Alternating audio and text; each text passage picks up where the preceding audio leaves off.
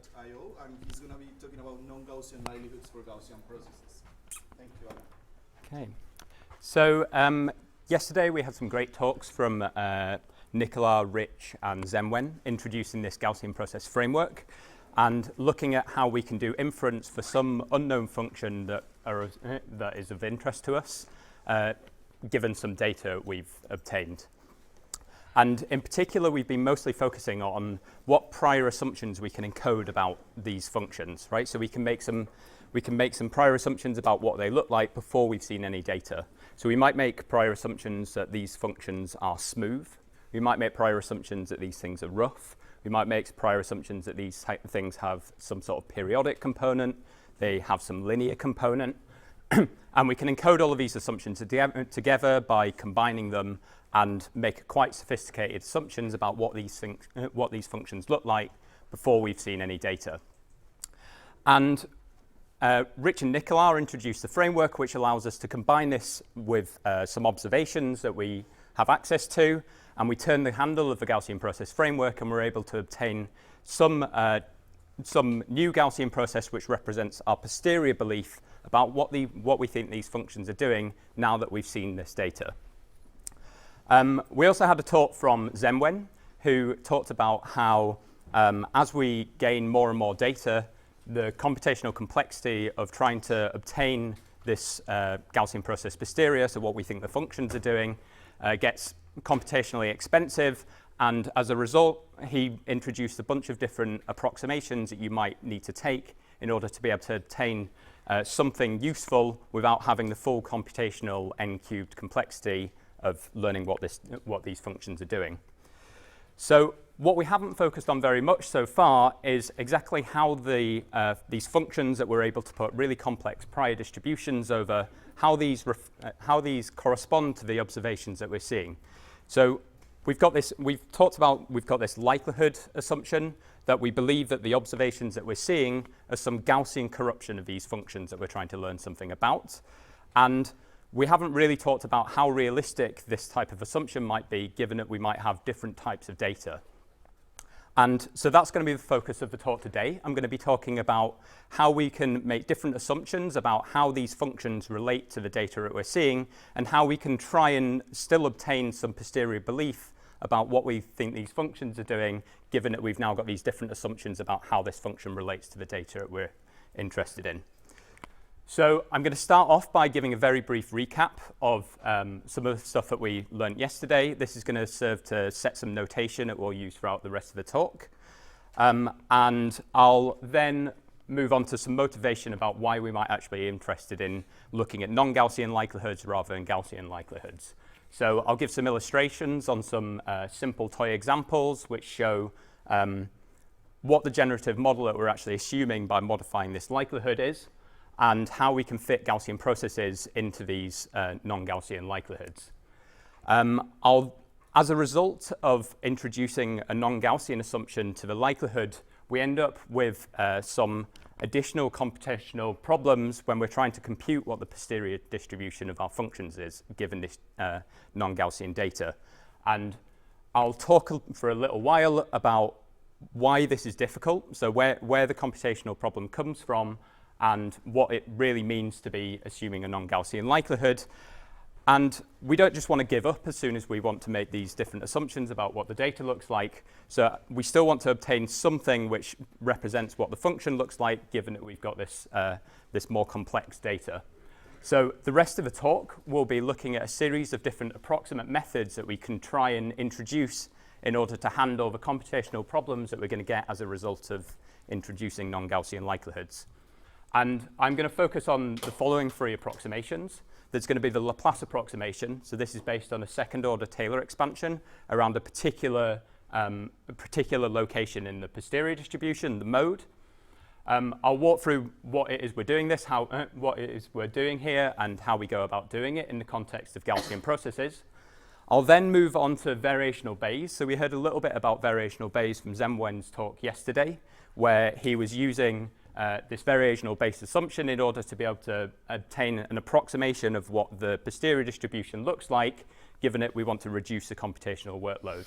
So I'm going to give a sort of a bigger picture about what variational Bayes is doing for those of you who aren't already familiar, and then I'll introduce how we're using it in Gaussian processes and specifically how we're going to use it in this context of non-Gaussian likelihoods. Finally, if I've got time, I'll touch on expectation propagation. Expectation propagation is quite a complex algorithm, so we're probably not going to have time to go into this in very much depth. But really, I want to illustrate that there's a series of different, or there's a bunch of different approximations that we can do in order to handle this, this difficult to compute non-Gaussian posterior distribution. And beyond this, there's a bunch of other ones, and I'm not going to touch on them. So you might do sampling in this situation. And finally, I'm going to show some comparisons between these different methods. Each one of these different methods makes an approximation, but each one of these different methods also has some slightly different characteristics with the type of approximation that it ultimately ends up making. So I'll try and show a little comparison on a very simple case study about what characteristics each one of these approximations has. Okay, so first of all, there's a little recap from yesterday.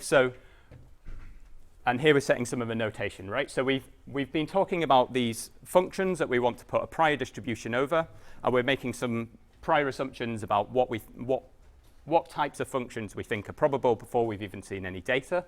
So in this case, we've got some assumption which we believe that these functions are relatively smooth, right? If we move in X space a little bit, the function value is not going to change too drastically, and it's going to be smooth between those 2 points.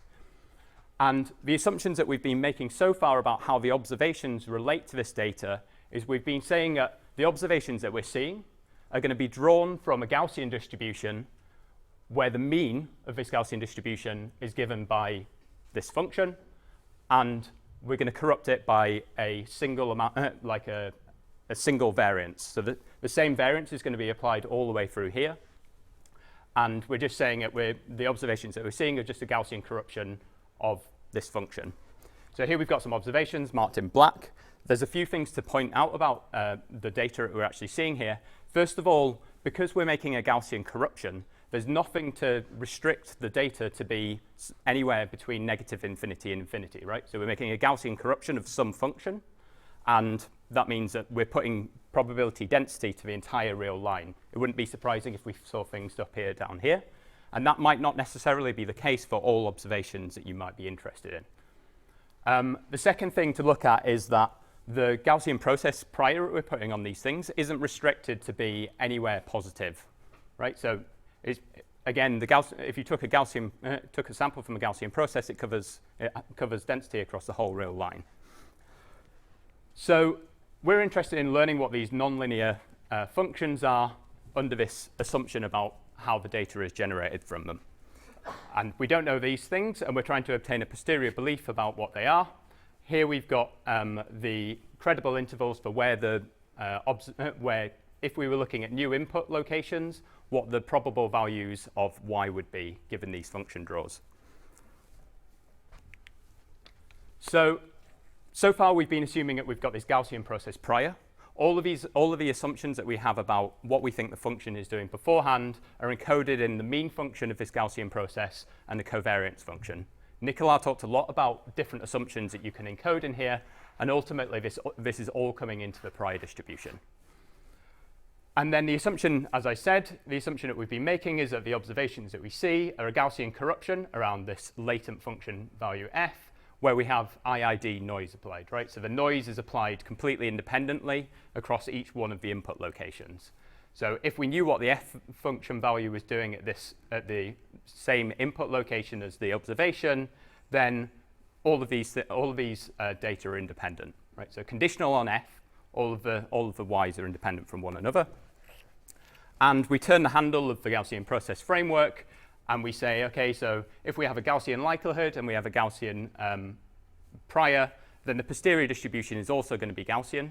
And we have as a result of these things being conjugate to one another, we're able to obtain a posterior distribution which is also a Gaussian, right? So it turns out this is really nice. It's really easy to do. You can just write down the equation for what the posterior distribution looks like. And this is ultimately all coming down to the fact that both of these things are Gaussian. So let's motivate the problem a little bit. So say you've been given some data that you wish to model. you believe that the observations are somehow connected with respect to some input. So say you've got time as your input. You believe that there's something connecting each one of these observations. I said that the observations are independent given the function values, but the function values are not independent from one another. We've encoded how they're related to one another through the prior distribution. So you've been given some data, and you believe that they're connected in some way. However, you know from your understanding of how the data was generated that these observations are not Gaussian. So here's some illustrations of some data you might see. You might see some observations where you only expect to see counts, right? So say you're counting the number of buses that arrive at a particular bus stop throughout the day, and you're counting how many arrive in each hour. You wouldn't expect these observations to be negative, and you wouldn't expect these observations to be a continuous number, right? So you wouldn't expect to see 1.6 buses. You wouldn't expect to see minus 1.6 buses. So your observations now are restrained to be positive, and they're restrained to be only 0 or positive integers. However, you can see that there's something. However, you believe that there's something driving the rate at which these buses are coming in, right? So the timetable is driving how many buses you would expect to see in a particular hour, and these are connected through some way. So say maybe in the morning you get lots of buses, in the evening you get lots of buses, but in the middle of the day you don't get as many buses. And here there's some underlying function which is connecting all of these things, and we want to learn what this underlying function is. A second type of data you might see is that instead of saying that you've got Gaussianly corrupted data, you might say that I only expect to see continuous numbers, but in the positive domain, right? So you wouldn't expect to see any observations below 0, but you would expect to see continuous numbers above 0. And finally, something that comes up a lot in machine learning is that you might have binary data, right? So you've got two classes that you're interested in choosing between, and you believe that something's driving the probability that you'll see something of class 1, and correspondingly, if it's not that, then it's going to be something of class 0. And here you can see that you believe that there's something that's driving how probable it is that you will see something of class 1, and you want to learn what that process is, which is driving how probable each one of these classes are. So what is the likelihood? The likelihood is the probability that you would see some random variables y if you knew what the latent function values f were. So f here are acting as parameters to this distribution. However, in practice, you're usually given observations of y, so y values are fixed, so it can also be viewed as a likelihood of f giving rise to these fixed values of y, right? So if you flip this round and you're viewing it in terms of a function of f, then this thing is no longer a probability distribution, this is a function. It doesn't integrate to 1 like it does when you're viewing it in terms of the probability of y. And now you're set up in this situation where you've observed some corruptions which you don't believe to be some simple Gaussian corruption, and this comes into the form when you're looking at different types of data. So let's look at this idea of it being a probability of 1 in y, but not a probability in f. So the assumption that we've been making so far is we've been saying that the mean of some distribution is given by some function value 2. Right? So by f, we're going to say that the mean of the Gaussian is given by the function, and the standard deviation is fixed. And given as a function of y on the input, so this is how probable it would be that we would have an observation of 1 for the y value, and this is how probable it is that we would get an observation of class 10, of value 10 for the y value. If we looked at the log Gaussian, which is corresponding to this guy, we wouldn't expect to see any y values which are below 0. If we were looking at something like a beta distribution, where we've got some other parameter which is going to be driven by this function, we'd only expect to see y values which are somewhere between 0 and 1, but they can be any continuous number. For the Bernoulli distribution, the probability of observing something of class 1 is going to be given by this function, and obviously we can only expect to see observations of either class 1 or class 0. We wouldn't expect to see any observations in the middle, right? So there's no density given to this regime of a y value cropping up, which is 0.5, because it doesn't make sense under our generative model. And for count data, again, we only want to give probability mass to counts which are positive integers. There's no density. There's no mass given to negative values, and there's no mass given to continuous values. So this is viewed in terms of a function of as a function of y with a fixed f value. However, if we change the x-axis so that now we're changing this f value for a fixed value of y, so we've seen an observation of y, and we're varying the f, this is how likely this f value would have given rise to this observation of class 3 that we've seen, So if you look at the Bernoulli case, this is most clear where this isn't a distribution, right? So because the probability of observing something of class 1 is driven by this function value f, obviously the observation of class 1 is going to be 1 if we have this probability as 1, 0.5 if we have it as 0.5, and 0 if we have it as 0. So does that make sense? So we can view this thing in two ways, either as f as your parameter or a distribution over y. So let's look at an example about how we would combine a non-Gaussian likelihood with a Gaussian process. So we've said that we've got some binary data, which comes in the form of zeros or ones. And we want to model the probability of seeing something of class 1 as some function of this Gaussian process. So we think that the probability that we're going to see something of class 1 is going to vary throughout the input time, and we're going to say that it varies smoothly. And the obvious thing to do would be to say, OK, so take this Bernoulli and just plug in the value, plug in f here, right? So we're going to put a Gaussian process prior over the probability. So you would be right, apart from the fact that, remember, the Gaussian process can give rise to any values between negative infinity and infinity. And in practice, the Bernoulli distribution, you would only expect to give parameter values which are between 0 and 1.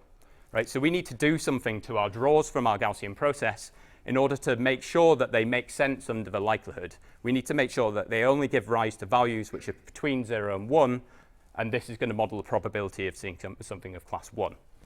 So in practice, what you would do is something very similar to if you were doing a probit model, is that you would squash your function to be between values of 0 and 1 by putting it through inverse probit or something, right? So you're going to squash these things so that every value is going to be between 0 and 1, and then this is going to drive how probable it is that you'll see something of class 1.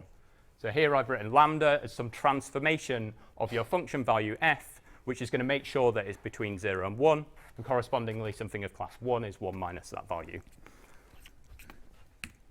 So a second example was this count data we were looking at before. So we've got observations which are at only 0 or positive integers, and we want to drive how the rate at which these events are coming in.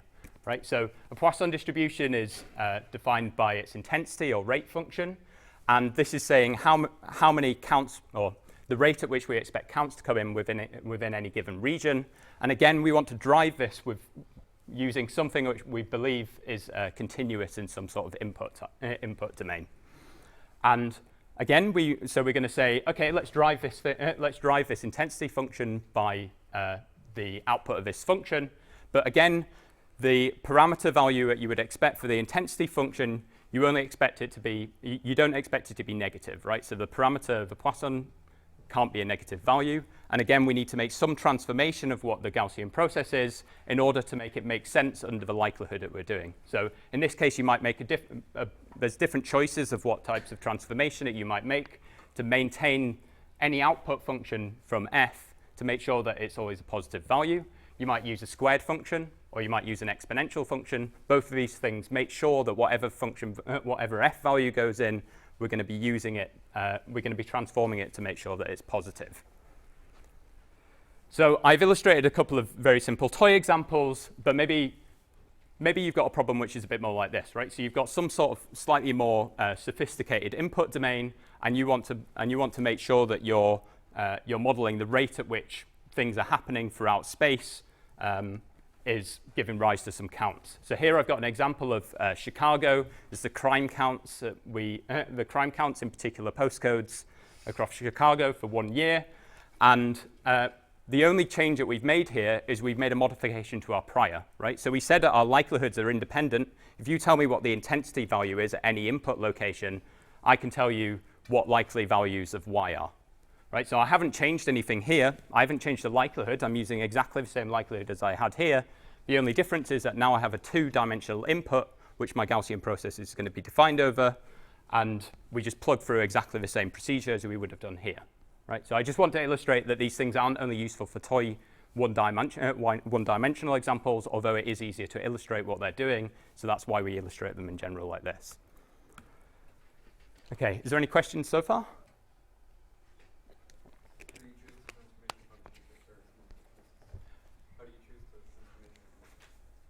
So different transformation functions have slightly different properties. So in this case, there's a slightly negative effect of this, right? Is that if you have a negative f value and a positive f value, they're both going to map to the same values, right? So this might be a better choice in this case. However, I can't go into the details, but there's some reasons why using the squared in some cases allow you to do some integrals analytically tractably, and that means that you can do things without as much difficulty, right? So this is the standard link function or transformation function that you would use for a probit model, but in some cases this can be useful. Any other questions? So I've said that we want to introduce this non-Gaussian likelihood, and I hope I've motivated why we might be interested in this for different types of data. So you would think that you can just turn the handle of the same thing, and you're going to come out and you're going to obtain some posterior distribution over the function values in exactly the same way. The problematic component is that in order to compute what the true posterior distribution is, so the posterior distribution of f given these y's, we multiply this Gaussian prior and this non-Gaussian likelihood, but then we have to, in order to normalize what this posterior distribution looks like, we need to do this integral here, right? So we need to do an integration over all of the function values f, so this becomes an n-dimensional integral that we need to do here, and this can be difficult, right? So this is why we end up needing to do approximations, is because we can't compute this integral analytically tractably. Yeah. Are there interesting cases where likelihood is non-Gaussian, but this thing is still analytically tractable? That's a good question. Yes, there is. However, there's another issue with just following through with this, is that the posterior distribution that you get at the end is no longer Gaussian, right? And this makes it difficult to work with. So on the second step, it becomes non-tractable. Yeah. So we obtain a posterior distribution, but typically we want to do something with this posterior distribution. And what's the example? So I think you can rewrite this as I think if this is a probit, you can rewrite it as a step function and a Gaussian, and then I think it becomes easier. I'm not sure. So why is this integral problematic? So let's try and illustrate this, right? So we have this from yesterday. We've got very similar plots. We have draws from a Gaussian process that we think happen, across the whole input domain. And we're saying that we're going to get an observation at a particular location, right? We're going to get an observation at x1 is equal to 3. And we're going to say that we're going to look at a classification example, and we're going to get an observation of class 1 at this particular input location, right? So we need to obtain some posterior distribution about what we think is happening to the function values f at this marginal location, right? So we need to be able to perform this integral, because we're going to say we've only got one observation, so we need to do this integral here. And this is only a one-dimensional integral, right? So we're not in huge problems. So the process in which we're going through is we have some draws of Gaussian processes. We're only really going to look at this, but I'm illustrating it across the whole input domain. We squash these functions, right? So these functions can be anywhere between negative infinity and infinity. We squash them so that they're only giving rise to values between 0 and 1. So we've got some transformation of the function f. And we're still going to be looking at this location. And now we're going to apply the likelihood, right? So we've now given some observation of class 1.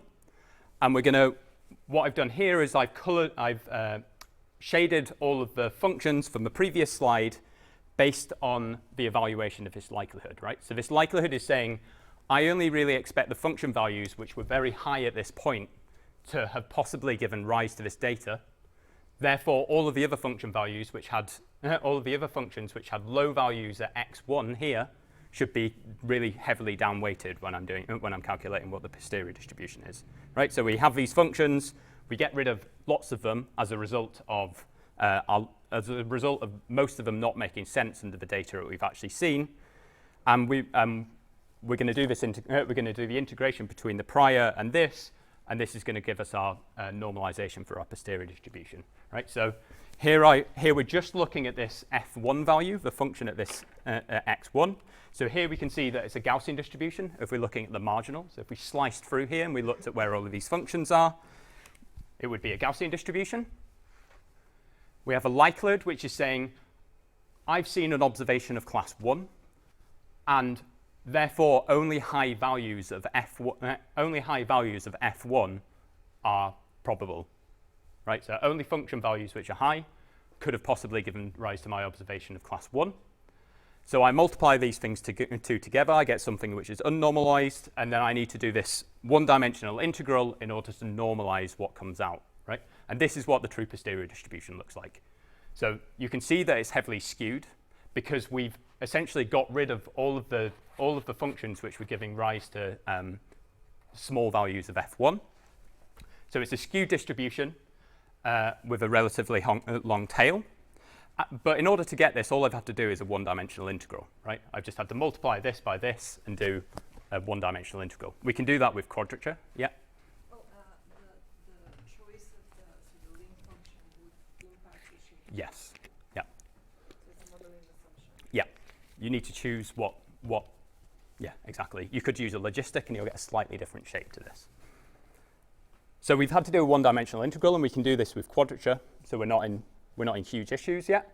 However, now consider the case where you've got two observations, right? So we've got two input locations, and we're going to see observations of class 1 at both of these input locations. And what we want to learn is what the posterior distribution is of both of these things jointly, given both of those observations, right? So we want to know what functions are likely to have given rise to both of these observations, and that requires us to do a two-dimensional integral, right? So now we've got a prior over both f1 and f2. They're going to be highly correlated because these two inputs are relatively close to one another in correspondence with our prior. So a high value of f1 will also probably give a high value of f2. A low value of f1 will probably give rise to a low value of f2 because we've assumed quite a smooth prior assumption about what these functions look like. So again, we're going to do exactly the same thing. We're going to squash all of the functions, and we're going to get rid of all of the functions which don't make sense under both of these observations, right? So we're evaluating the likelihood of both of these observations coming from one of these functions. Yeah? The dimensionality of this integral doesn't depend on dimension of input space, yes? No. Only on output. Yeah. Only on the number of data. So what I was saying is I've got this. My f1 and my f2 are highly correlated to one another, coming from a prior. We said that we've got this smooth thing. We've got two observations which are quite close to one another. A high value of f1 will give rise to a high value and probably give rise to a high value of f2. But the most probable value of f1 and f2 is 0. OK, so this is the prior. And now we've got this likelihood, which is essentially saying rule out all of the f1 and f2 values which either one of them was small, right? So I need to make sure that both of these observations are probable or likely given the function values of f1 and f2. And I've got two observations, so I'm ruling out all of this space here where f1 was small, no. f2 was small, no. Both of them were small, definitely not. OK, so this is the likelihood that we're applying. We multiply these two things together, and then we need to do a normalization. Right, so we need to do this two-dimensional integral in order to normalize the distribution that comes as a result of multiplying those two things together. And we've had to do a two-dimensional integral, which is still OK, but we're starting to get more tricky, right? And now we can see that, again, the posterior distribution of the f values given these two observations is, again, clearly not a Gaussian distribution, right? We're clearly very skewed. We really don't want to give values, rise to values of f1 and f2. We don't mind higher values, but this clearly isn't a Gaussian distribution, right? The mode is over here, not over here.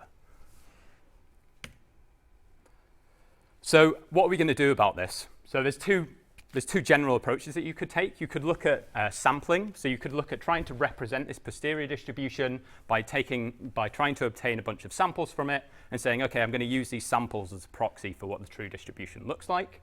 Or you can look at trying to approximate this distribution with something of a known form. And we're going to focus on the latter approach. So we're going to all of the methods that we're going to be looking at is going to be trying to approximate this distribution here with a Gaussian distribution as best as possible. And the best as possible is going to come as a result of the different types of approximations that we might use. And they make different assumptions about what is best as possible. So I said that we're going to approximate this intractable posterior distribution with some approximate distribution we're going to call Q of f. And we're going to say it's a Gaussian distribution around f with some mean and some covariance. And the different approximations are going to choose these means and covariances in different ways.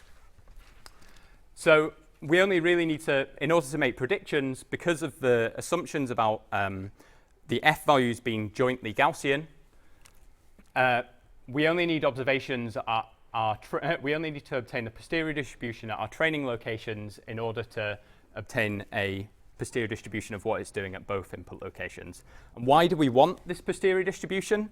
Ultimately, we want it because we want to be able to make predictions, right? I want you to be able to give me a new test time and me be able to tell you what the probable value of f is at this test time. So the thing that we want to do is this. We want to be able to do this integration over this true non-Gaussian posterior distribution. And instead, we're going to say our approximate posterior distribution at new test times.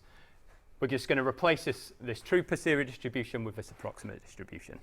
And because we're choosing this thing to be Gaussian, and this thing is Gaussian, then we're able to do this integral analytically tractably. Any questions so far? Good. So now I'm going to talk about a bunch of different approximate methods. I'm going to be talking about the Laplace approximation, the variational Bayes, and expectation propagation. And I want to try and illustrate these in quite general ways. And then I'm going to illustrate how they're used for Gaussian processes. So all of these methods are used beyond just Gaussian process, beyond just using for Gaussian processes. So I think it's useful to look at them at a slightly bigger picture before moving on from there. So given a choice of Gaussian approximation for the posterior distribution, so we've made this choice that we're going to make a Gaussian and posterior approximation. How do we go about choosing these mu's and covariances? So as I said, there's a bunch of different ways in which we can choose these things, and these different methods are going to make slightly different assumptions about how we should go about choosing these things. But first of all, let's look at what's happening as a result of choosing different means and different covariances here, right? So what are we doing with our full posterior distribution as a result of modifying the mean and as a result of modifying the covariances? So what I'm illustrating here is some samples from the Gaussian process Gaussian process conditioned on a mean and some variances. The dots here represent the mean locations.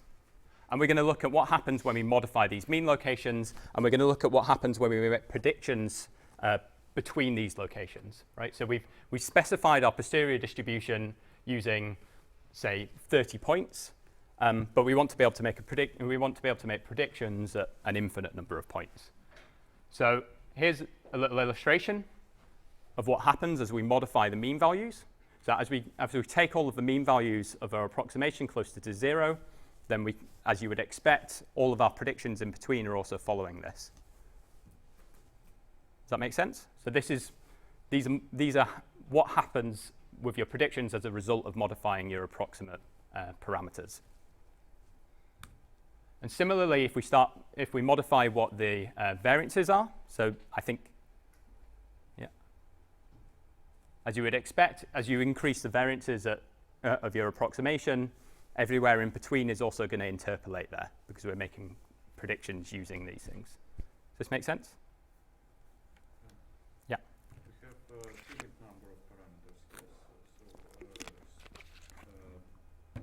The number of parameters equals to number of our points, Yes. yes.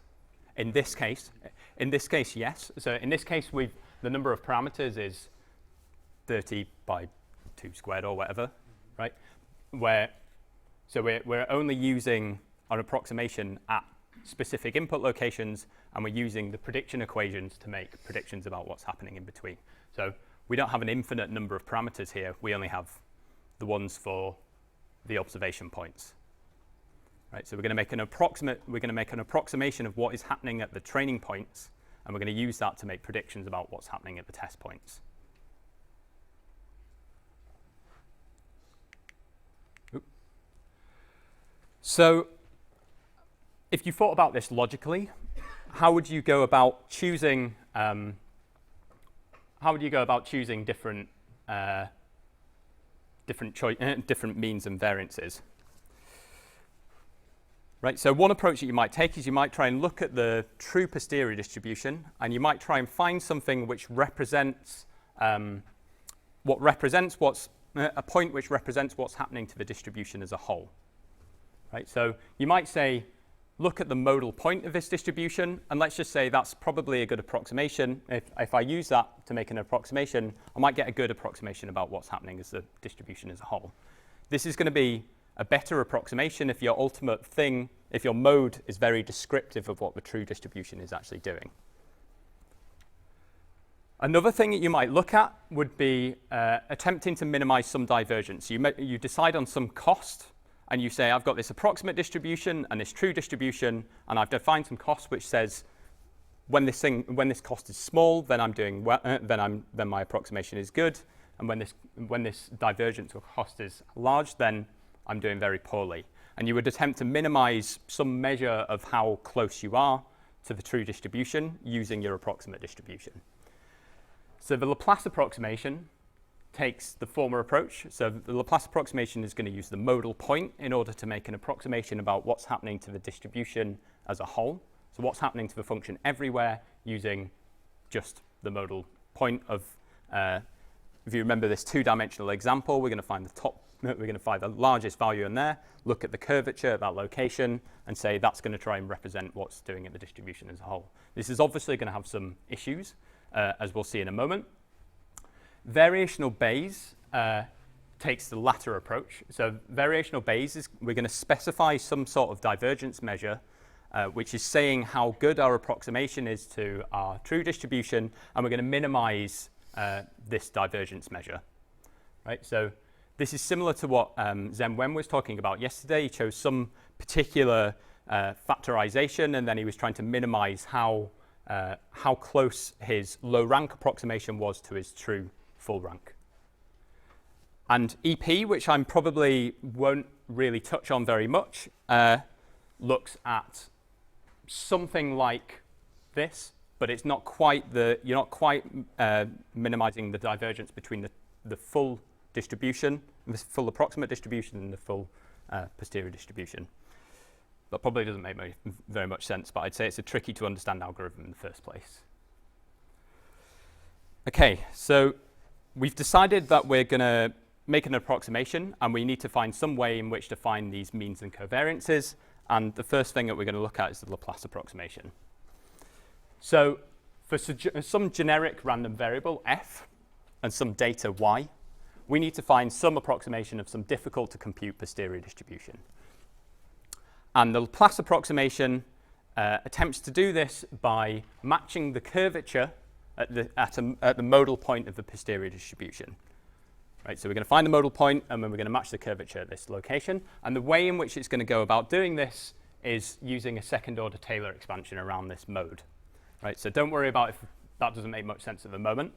I'll go through it in a second.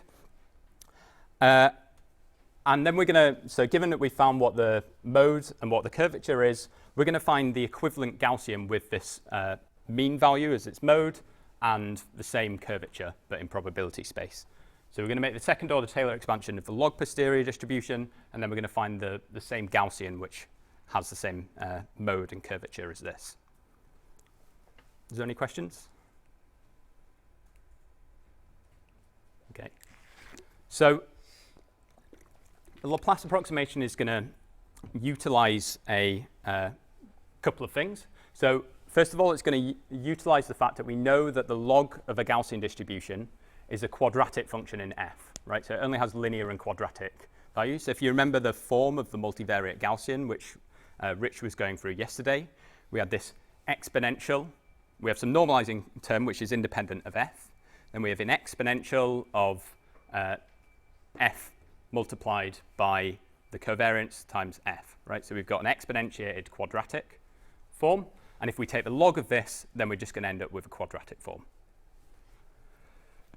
So completely separately, a second-order Taylor expansion of some function is an approximation of a function using only a second-order one is only using quadratic terms. You can use higher-order Taylor expansions to use higher-order terms to make your approximation.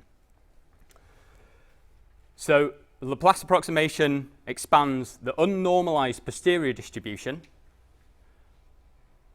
or the unnormalized log posterior distribution, and finds the set of linear and quadratic terms of Q of f, which match those of the Taylor expansion. So I think maybe this is easier to illustrate visually as well as mathematically. So consider we have the situation where we have some posterior distribution, P of f given y, which we can't compute.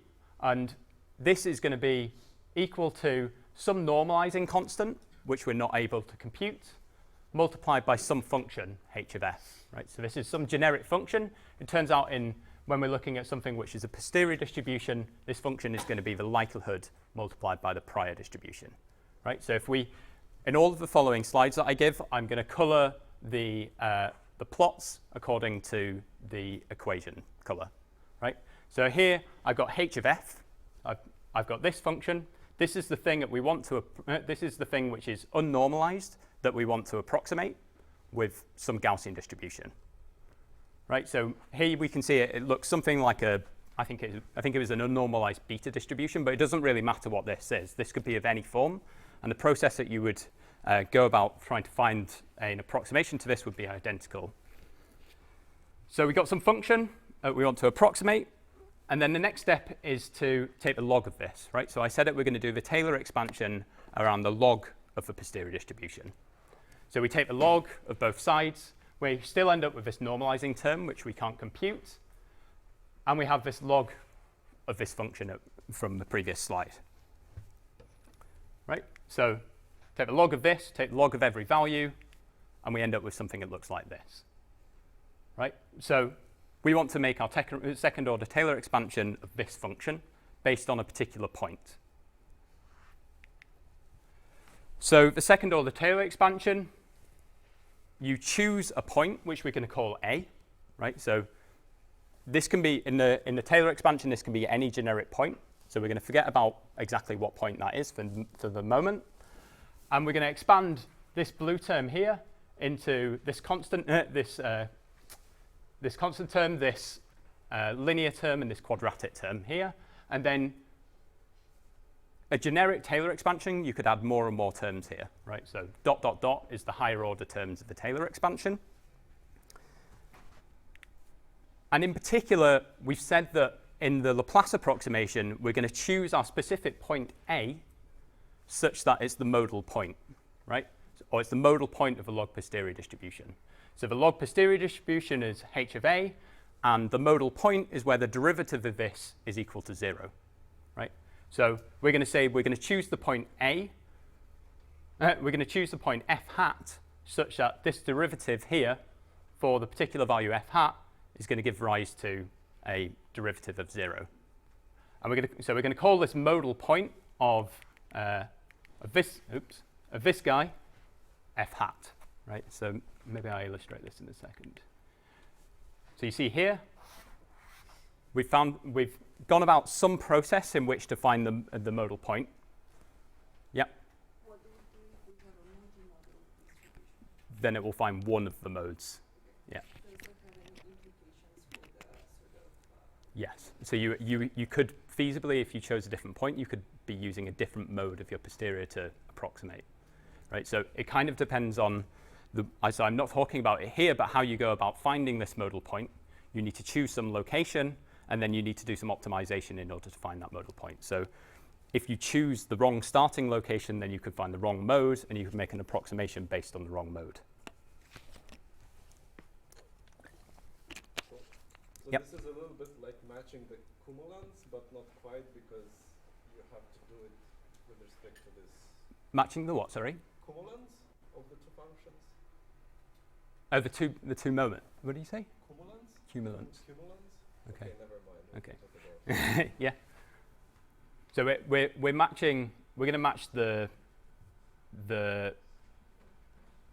curvature and the modal point using a Gaussian.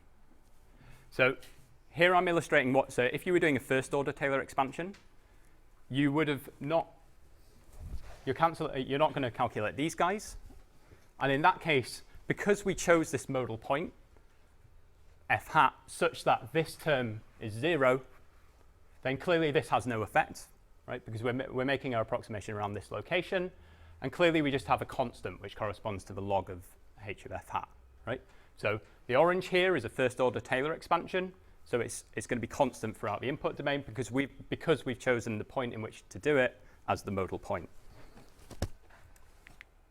If we make a second order Taylor expansion, we're going to add in this second term. Yep. We usually search for more analytically or just some numerical. So in this case, you need to do a numerical method in order to find it. So typically you do a Newton-Raphson optimization from some starting location in order to find it. So this is your quadratic approximation, right? So here we've added this second term from the from Taylor expansion. We've got this guy, and this guy. This guy is still constant, 0. So you've maybe just got a shift. And now we've got this approximation, right? So this is starting to look a little bit better. Previously, you just had a line approximating this distribution, this curve. Now you've got a quadratic thing. And now you could in a Taylor expansion, you could add higher order terms, right? So here I've got these dots. This is what would happen if you did a third order Taylor expansion. However, as I said at the beginning, we know that the log of a Gaussian distribution only has quadratic terms, right? So we don't want to introduce higher order terms when we're trying to approximate this thing with a Gaussian distribution. Or technically approximate this with the log of a Gaussian distribution. So we're going to get rid of, so we said it, we're only going to do a second order Taylor expansion. We're not going to do higher order terms.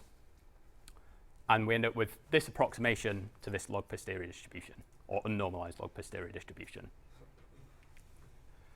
And now the only thing that I'm doing between this slide and this slide is I'm taking the exponential, and I'm realizing that this thing is 0, right? So we said that this thing is 0 because we've chosen the modal point.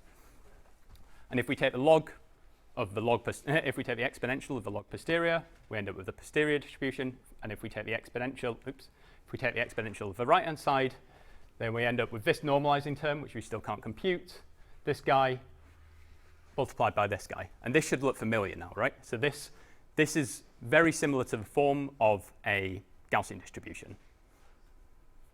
And that's not a coincidence.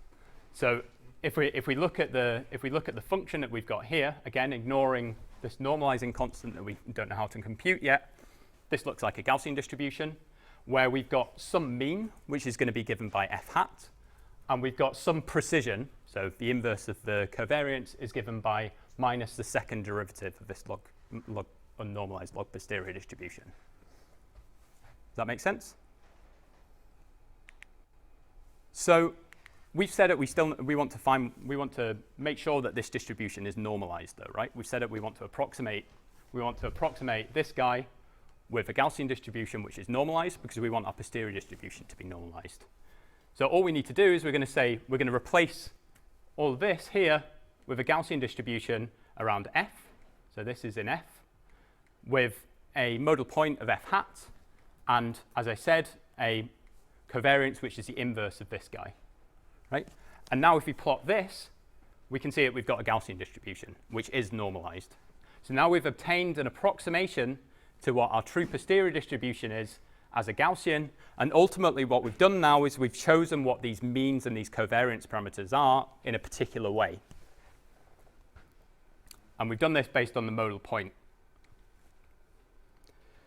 So as I said, we need to calculate this guy, because this is going to be the this is going to be what our covariance is, or our precision is this guy. So we need to compute what it is, and we can do this just by h of f, remember, was p of y given f, p of f. We take the log, and then we've got the derivative of two terms. The derivative is, do you have a question?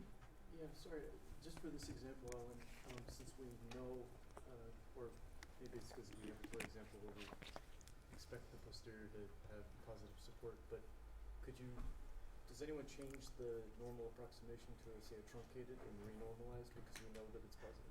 So yes, but so you could. So the obvious idea is like, okay, we know that this Gaussian approximation is going to be poor.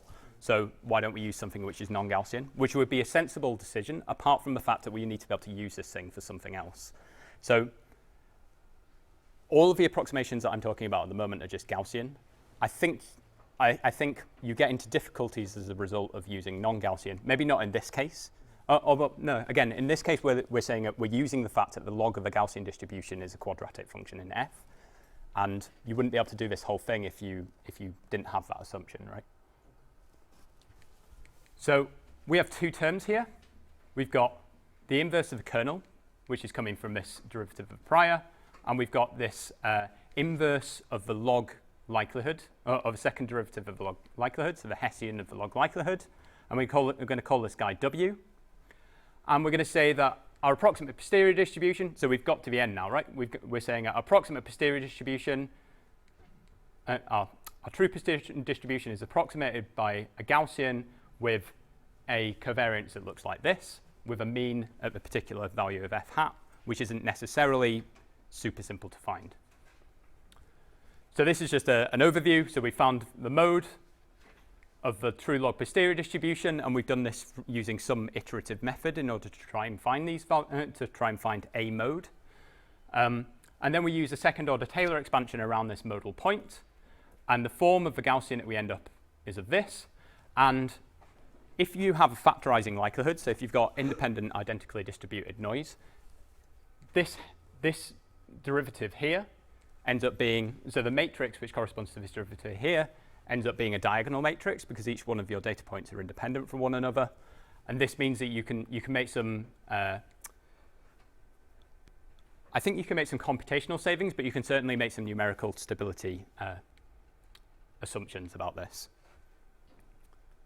So let's try and illustrate this. So we've got the log of the prior. So now I'm going to look at a specific case for Gaussian processes. Again, we're just looking at a one-dimensional slice. And instead of looking at an observation of class 1, we're going to say that we've got a Poisson likelihood, and we've got an observation of value 4, I think.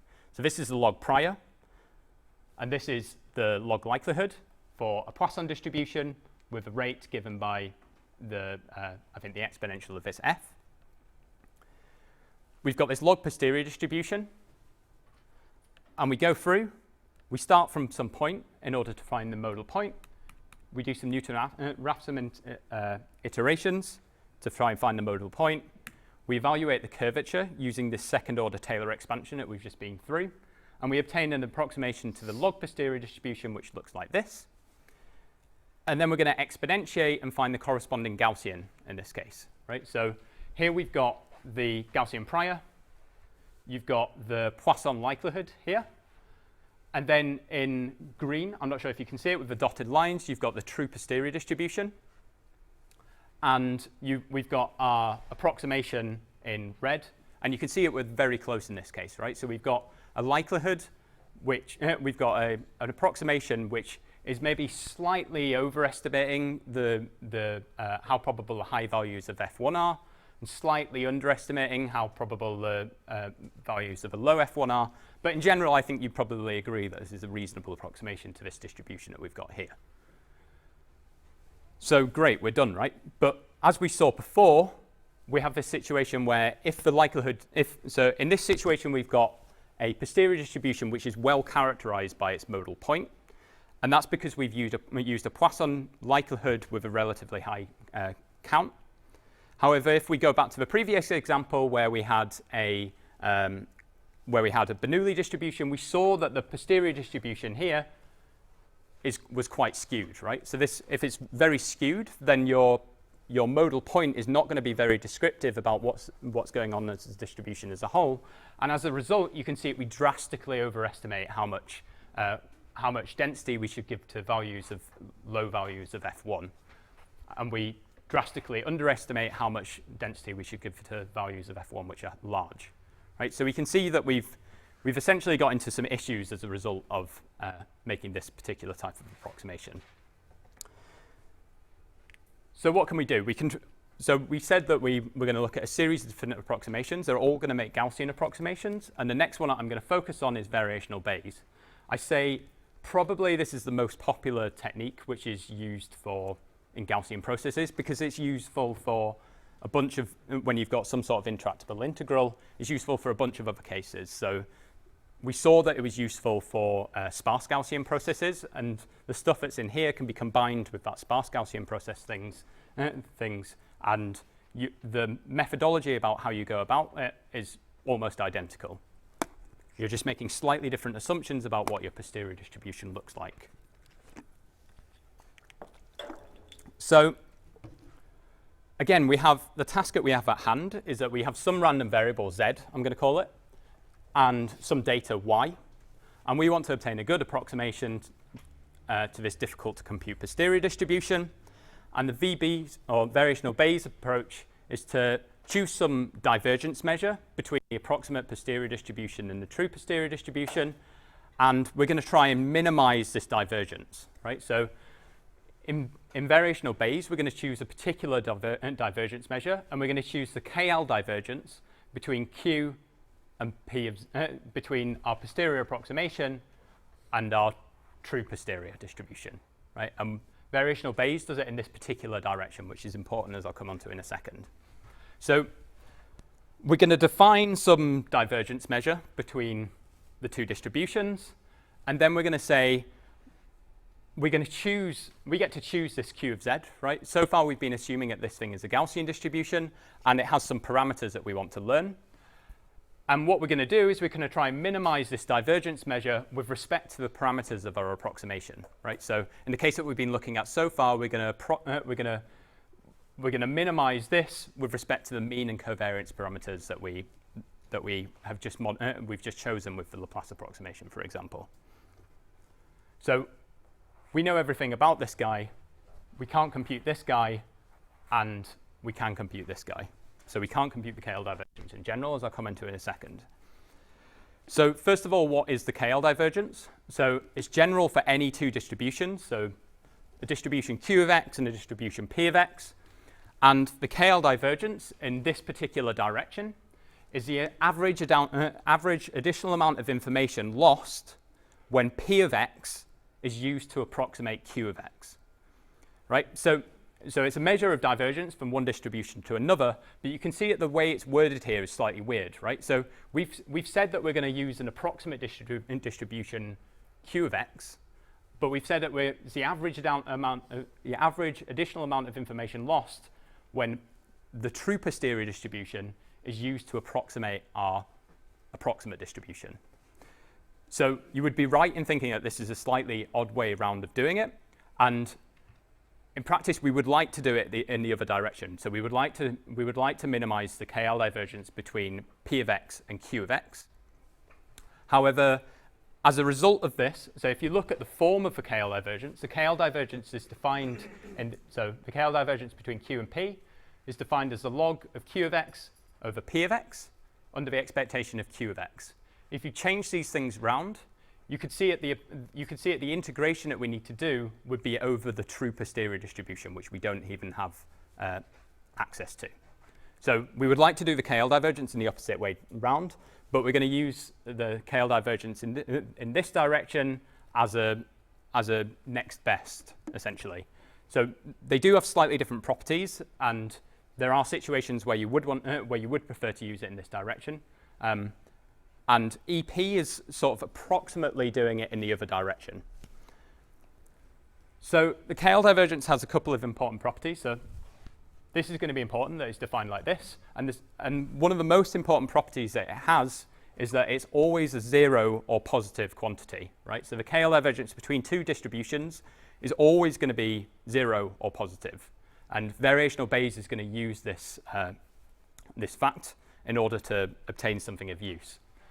And the other thing is, as I just said, it's not symmetric. So the KL divergence between Q of x and P of x is not the same as the KL divergence between P of x and Q of x, because we've been taking an expectation of over a different distribution. So let's look at how this changes in response to changes in the distributions that we're using.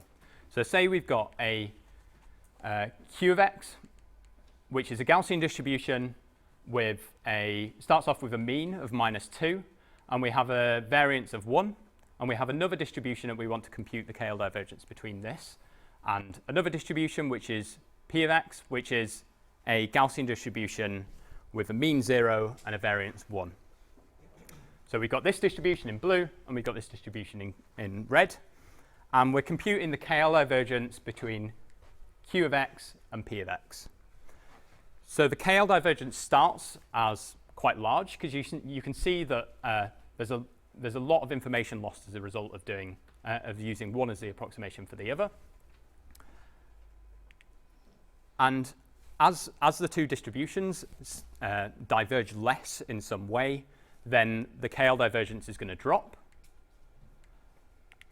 And then when the two distributions are identical to one another, so the mean and the variance are matching, and the form of these two distributions are the same, the KL divergence goes to 0. And as we go beyond this, it's important that the KL divergence begins to grow again, right? So the KL divergence is never negative.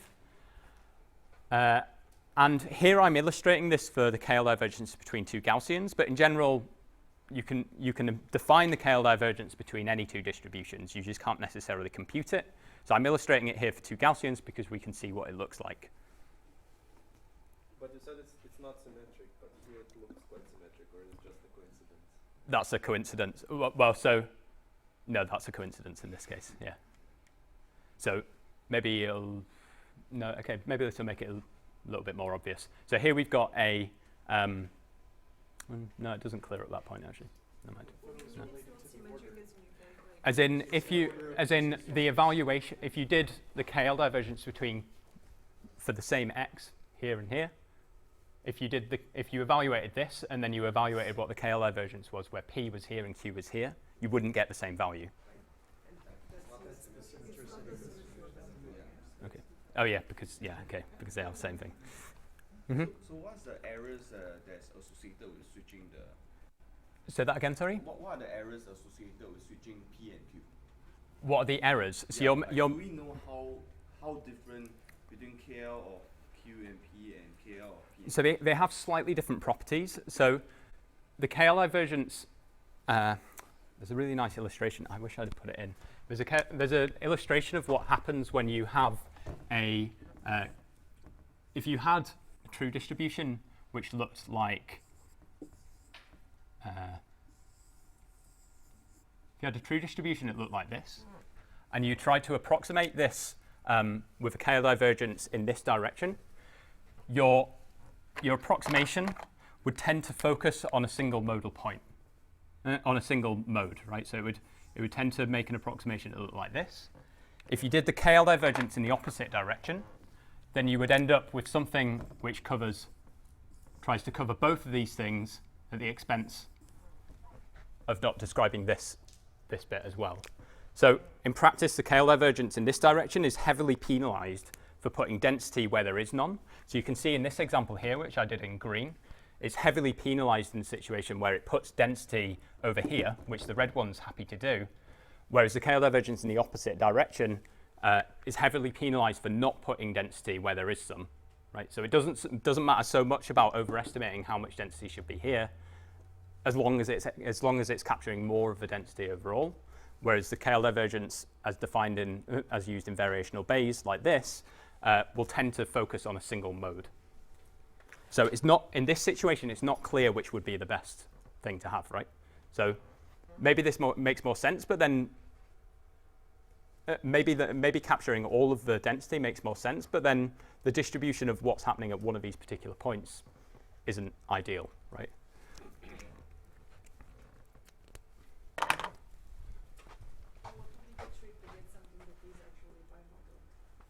So the trick to using something which is truly bimodal would be to make this a bimodal distribution, right? So if you said that if Q of x was flexible enough to capture both of those things, then it would.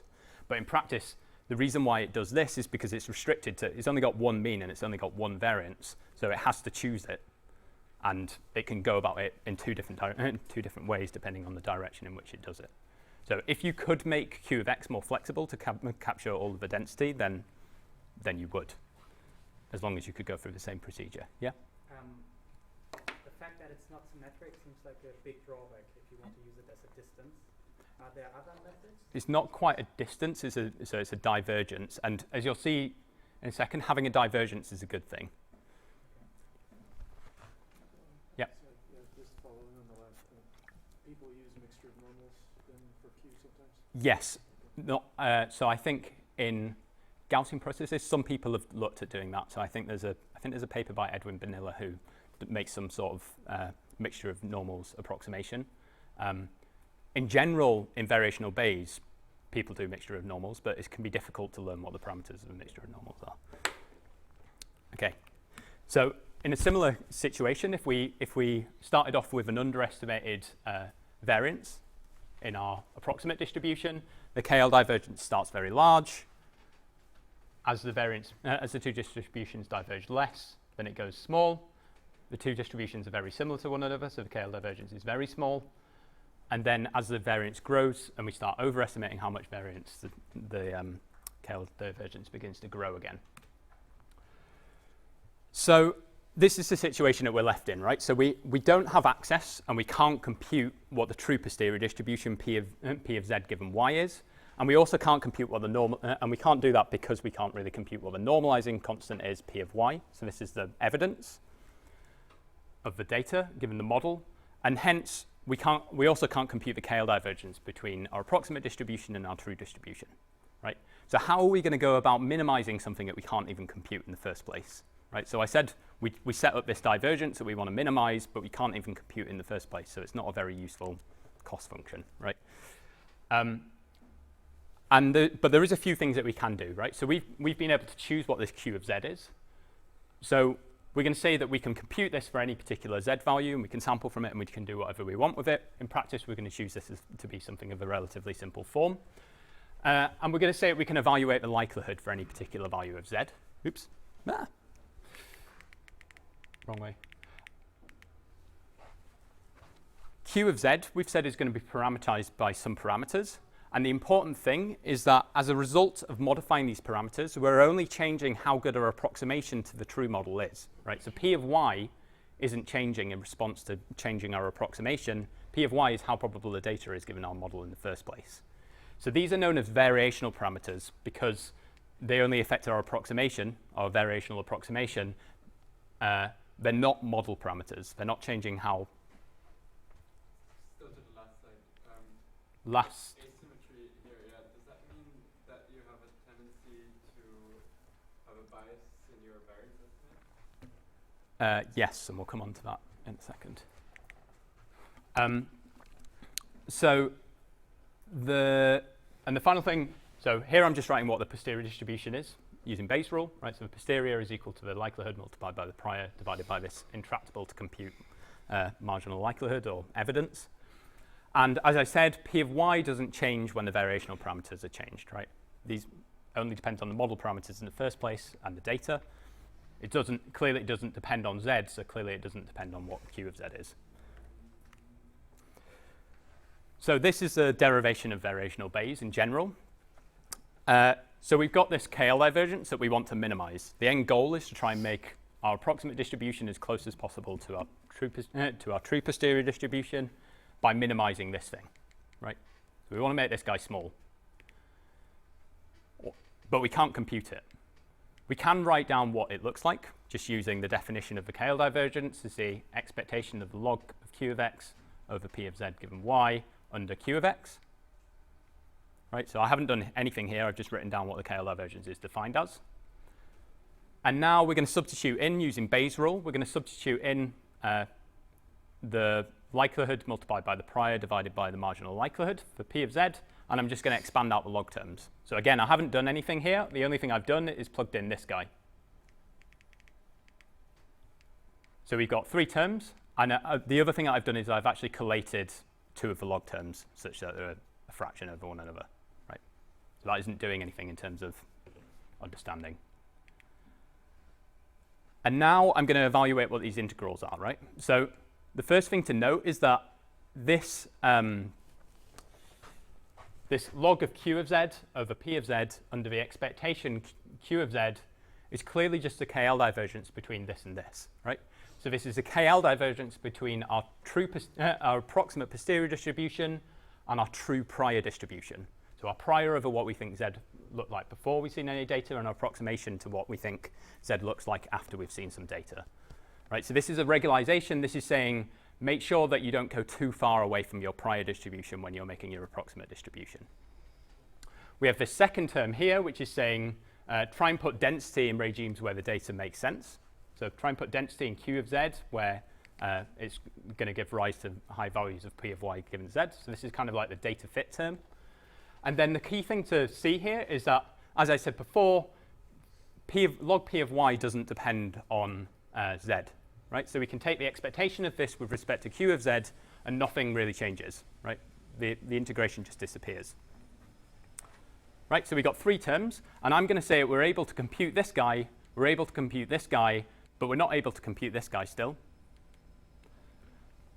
All I'm doing here is I'm rearranging this equation such that we have the marginal likelihood on the left. So all I'm doing is I'm just taking these guys over to this side of the equation.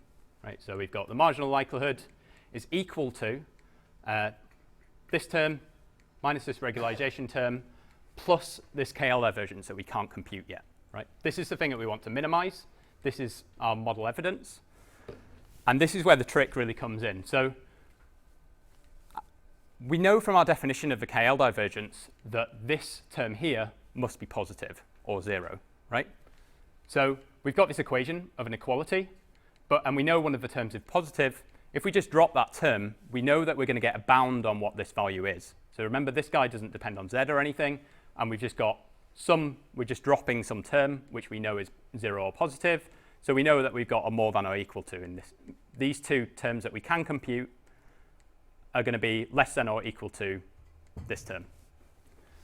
And so what we've obtained now is we've obtained a lower bound on what the marginal likelihood is, right? So this is now a lower bound on what this value is here. And the key thing with variational inference is remember that this guy doesn't depend on the approximation that we're making. It doesn't depend on, we can modify the parameters of this q of z, and it doesn't change the value of this. So in variational Bayes, the trick is that if we maximize these 2 terms, oops, too far.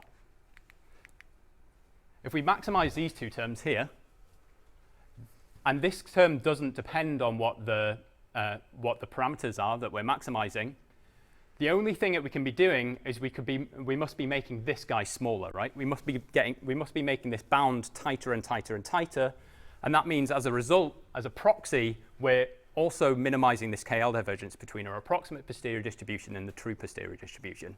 And remember, that was our goal. Our goal was to try and minimize this KL divergence that we weren't able to compute.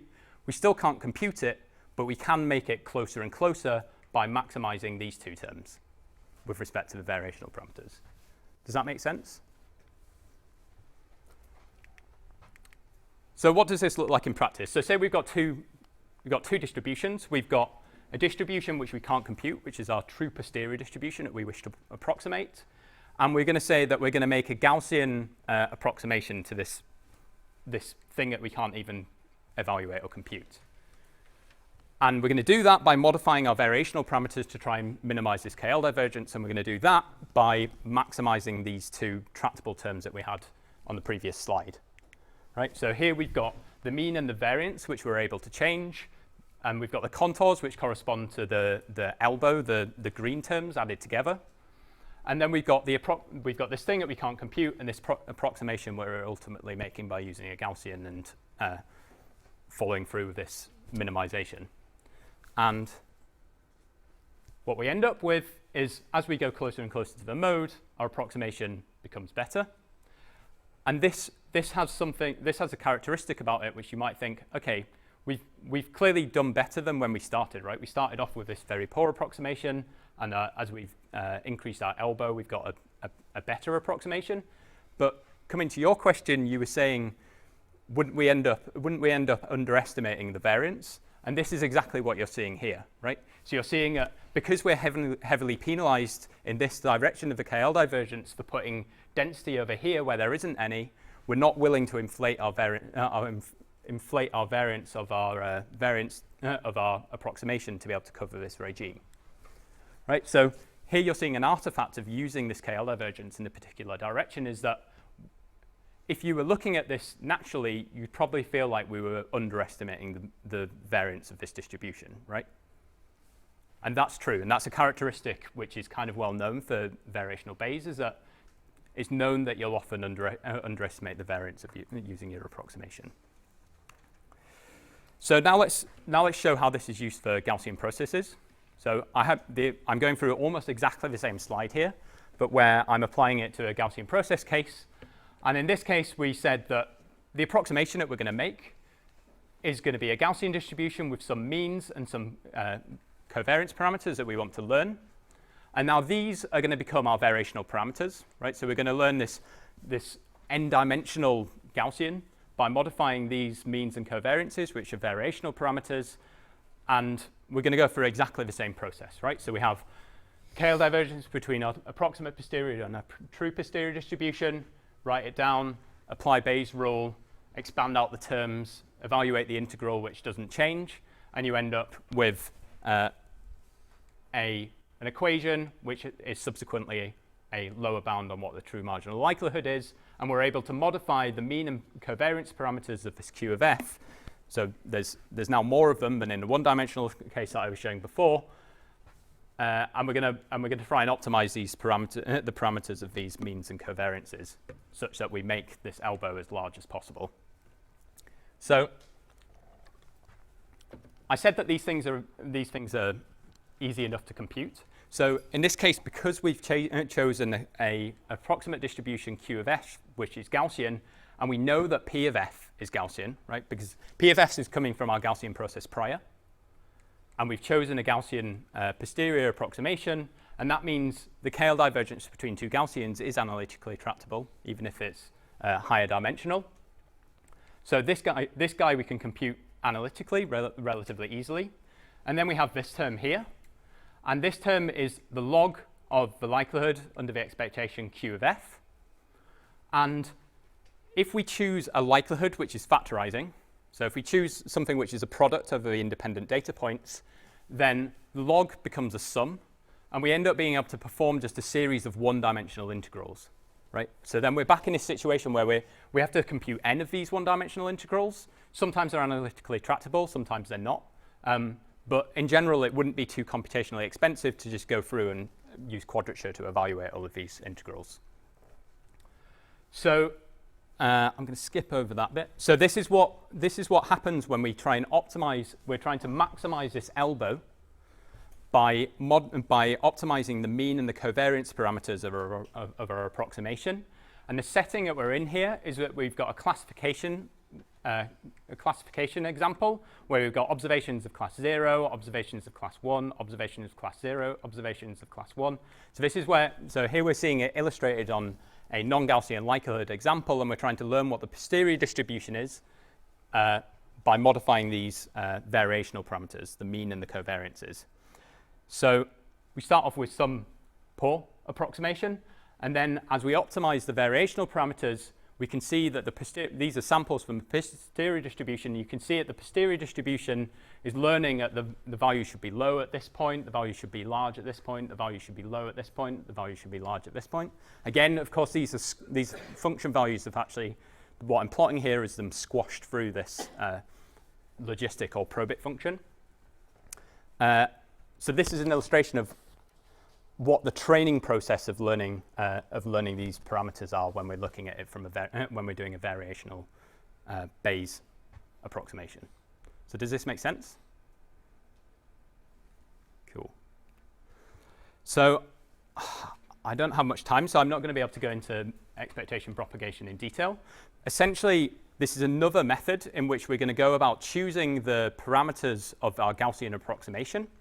And the difference here is that we're going to choose a particular factorization of what our approximation is, right? So we've got this intractable to compute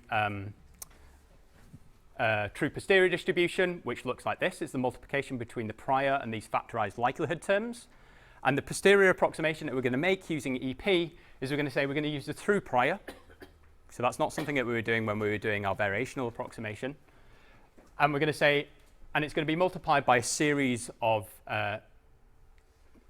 data contributions, right? So these are essentially going to be, instead of using these non-Gaussian likelihood contributions, we're going to replace them with some unnormalized Gaussian approximations. So for each data point, we're trying to find an approximation which makes the posterior as close to the truth, or actually the truth is close to the posterior distribution by modifying what these parameters of these unnormalized Gaussian distributions are. So essentially we're going to replace these guys. Oops, terrible. We're going to replace these guys with which are non-Gaussian with something which are Gaussian, and there's going to be a particular iterative procedure in order to try and update each one of these Gaussian contributions such that they almost minimize the KL divergence in the opposite direction from the variational Bayes. So I think this is too complicated to go through in detail. There's a, I think, yep. What is the ZI there? So ZI here, so I said that we're going to approximate these terms with unnormalized Gaussians. So these are kind of like the unnormalizing factor. And we're going to approximate what the true marginal likelihood is by updating this guy, right? So we're going to keep updating what the marginal likelihood would be if we'd replace these guys. And because this guy's Gaussian, these guys are unnormalized Gaussians, we can compute what this guy is without too much difficulties. So there was a talk by Ricardo Andrade, I think, which is probably recorded from GPS a few years ago, where he spends maybe half an hour going through the procedure in which you go about choosing these guys. So these guys are called site terms, and maybe it's too much detail to go into. But essentially, no, I don't have time to go into detail. Right, I'm going to skip over that then. So I guess the main take home is that I've talked about these Laplace approximations and these variational approximations, and all I'm trying to illustrate is that there's more approximations which are also, this is also a Gaussian approximation, but again we've got another procedure in which to go about trying to find what these means and these mean and covariance parameters are, and there's different ways to go about doing it, and they have slightly different properties. So I'm going to use expectation and propagation in the comparison so that you can see this effect here when we're making approximations for Gaussian processes. So let's go back to the case that we had before, where we've got a classification example. So let's say we've got two observations, both of class 1, at two input locations which have output functions f1 and f2 at each one of these. So these are the output function values. They're highly correlated because we're going to again assume a relatively smooth function for f. And then we have this likelihood contribution, which is saying only values which are high for both f1 and f2 are likely to give rise to these observations of class 1. Actually, there should be two observations here rather than just one. Right, so Bernoulli likelihood, Gaussian process prior. And this is what we would get if we did a Laplace approximation. Now we're seeing it in 2 dimensions. So we have our true non-Gaussian posterior distribution that we're trying to approximate with a Gaussian distribution, and we're going to choose this modal point to try and evaluate what to try and represent what this distribution is doing as a whole. We're going to approximate it using this modal point, matching the mean and matching the curvature at this modal point, and this is the approximation that we come out in the end. So you can see that again we've overestimated how much density we should give to this regime where f1 and f2 are both small. And the approximation that we've done here is done using the modal point. If we look at the KL divergence, so I showed it in high dimensional essentially, where I saw what the predictions are coming out, but this is what is happening on a more local level. We can see that compared with the Laplace approximation, we're going to shift all of our Gaussian out of this regime because again we're really heavily penalized for putting density over this regime when there shouldn't be any. So you can see that now we're really avoiding this regime here because we really don't want to put any density over here. So this leads to distributions which really heavily penalize these areas, but as a result, we can, as we saw in the previous example, we can relatively heavily underestimate the variance that we should have at these locations. And if we compare this to EP, EP is going to do something slightly more sensible in this case, and EP is known to work quite well for the Bernoulli likelihood in this situation. And here you can see that compared with the KL divergence, it wants to capture more of this density over here. So the KL divergence is not that heavily penalized because we're doing the KL divergence in a particular direction, not that heavily penalized for not putting density where there should be some over here, and EP is. So you can see that it broadens its Gaussian and tries to capture more of the density, just like we were seeing in this situation here. So this contrasts to VB. I don't have time to go into this, but this is basically exactly the same thing, but now we're just viewing the marginals. So we can see that the posterior distribution is quite skewed. We would make an approximation based on the mode, drastically overestimates how much density should be given to this regime.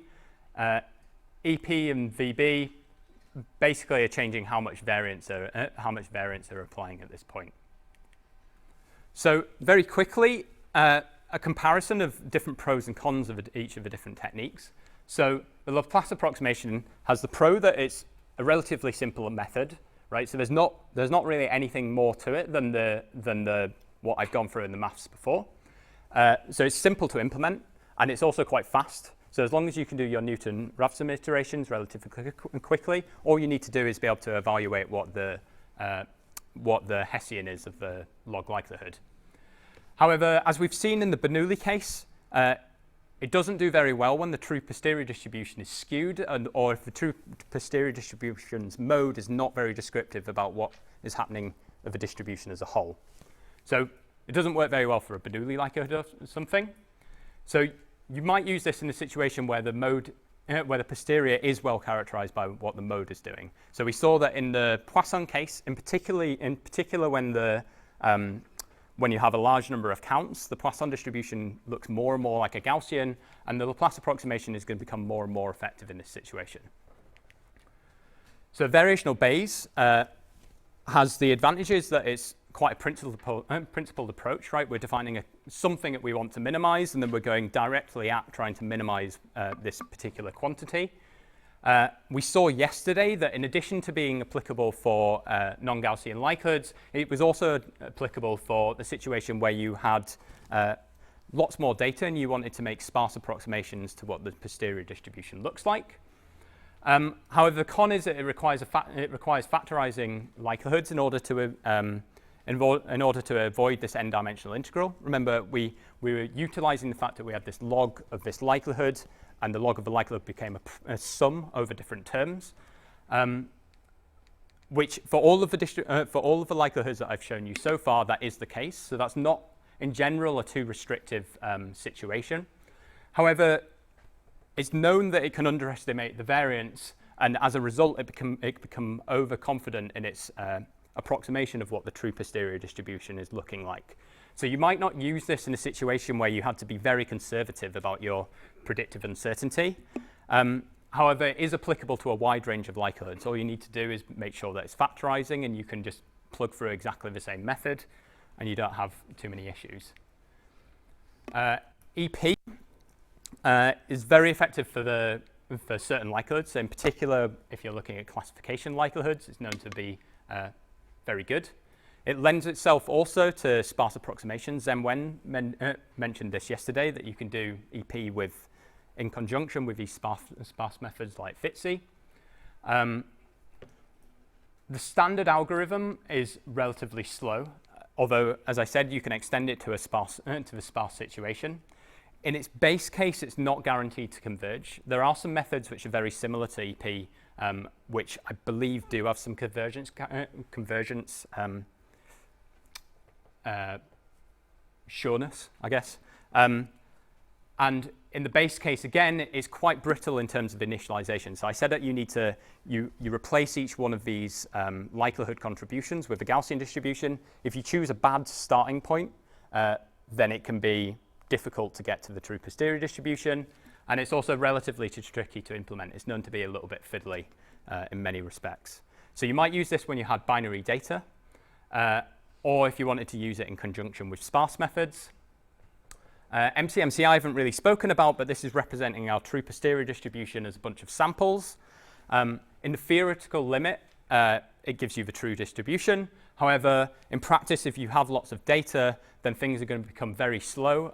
And because these, the things that you're trying to sample can be very highly correlated to one another, it can be difficult to devise an MCMC algorithm which is working effectively. So HMC is known to be quite effective in this quite effective for Gaussian processes. So you might use this if time wasn't an issue, but if accuracy was, right? So if you really need to make sure you're estimating your uncertainties perfectly, and you had a lot of time to leave it running on your desk or on your supercomputer, then you might use this. And you might also use this if you were unsure whether your approximation was appropriate. So if you were worried that you were underestimating the variance, you might take a subset of your data, use MCMC to try and get a more realistic representation of what the uncertainty is, and then look at comparing your approximate distribution to this ground truth if you've managed to get it mixing appropriately. So finally, in conclusion, there's many real-world tasks require non-Gaussian likelihoods, in particular if you've got observations which have some special properties about them. However, non-Gaussian likelihoods cause complications in applying the Gaussian process framework, which was coming from yesterday. There's a multitude of different ways in which you can go about tackling the problematic term from evaluating what the true likelihood is. And many of them are based on Gaussian approximations because it makes things relatively simple, particularly when you're making predictions. And as I said, many of the different methods have their own advantages and disadvantages and make different assumptions about about how you're approximating this true posterior distribution.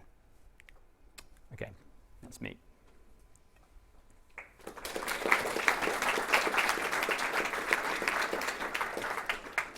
Yeah.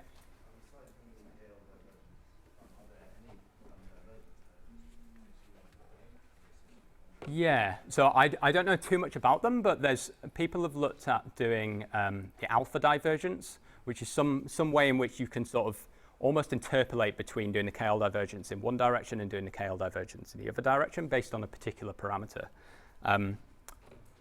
As I said, I don't know too much about that. I know you can still do very similar inference, but I believe if you do for one of the alpha parameters, I think it ends up as something like EP, but not exactly like EP. Someone else might be able to comment more on that. So there's also this Jensen-Shannon divergence. Could you comment on that? No, I'm not familiar with that. Oh, no? Okay. It's also similar to what you said. It's kind of like an interpolation between those. Okay. Jensen-Shannon. Yeah. Cool. Well, I think that just like makes it symmetrical by doing like adding either side together. Oh, I You see. couldn't use it 'cause You do need half the of this and reverse, half of that, and you need the reverse direction, so you can be able to okay. Then you do that with a ratio of a third distribution, The ratio of what, sorry? If you do the Jensen-Shannon, you have another distribution that you don't know. You do the I think you do the relationship, both of them from each side. The two you can't do, 2-1 distribution. But then, because you can do that, if you try and write it up, like lots of things are going to disappear. So it sounds like a very nice thing, but I think in general it becomes very similar. Okay. Yeah. What about the case in which we need to use non-Gaussian likelihoods, so we're going to be doing some approximation, and we have too many data points, so we're going to be doing a sparse approximation.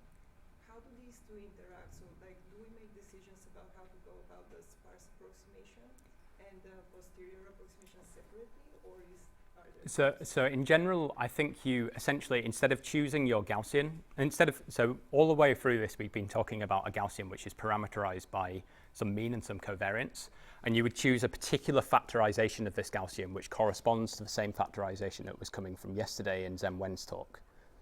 So maybe I can walk through it after, but you can totally do it, and you do it in almost exactly the same way as what I've shown here and what Zhen-Wen showed yesterday.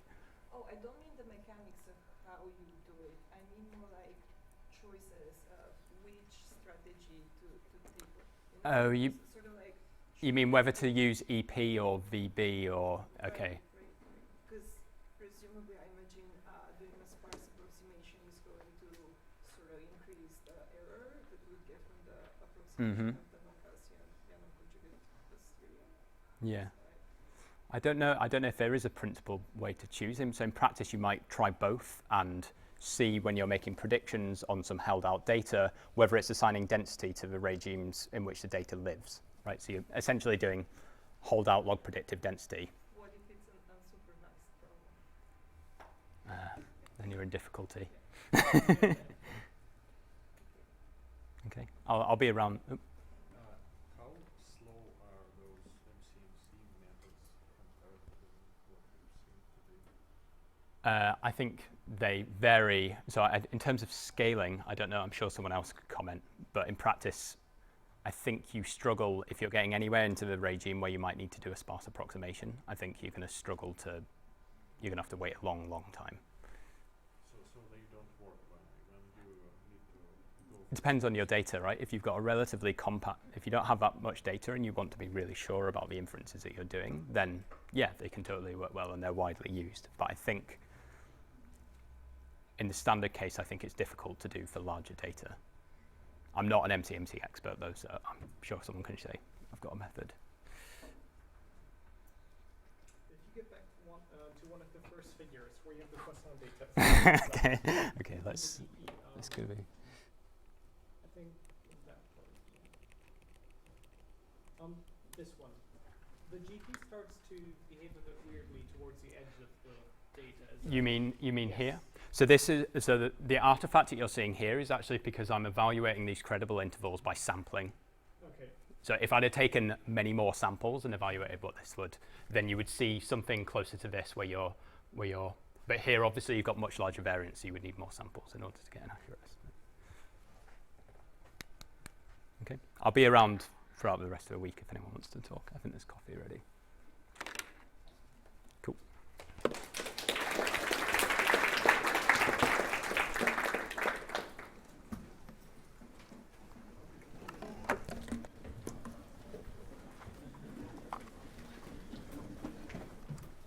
Hey. Good job. Cheers.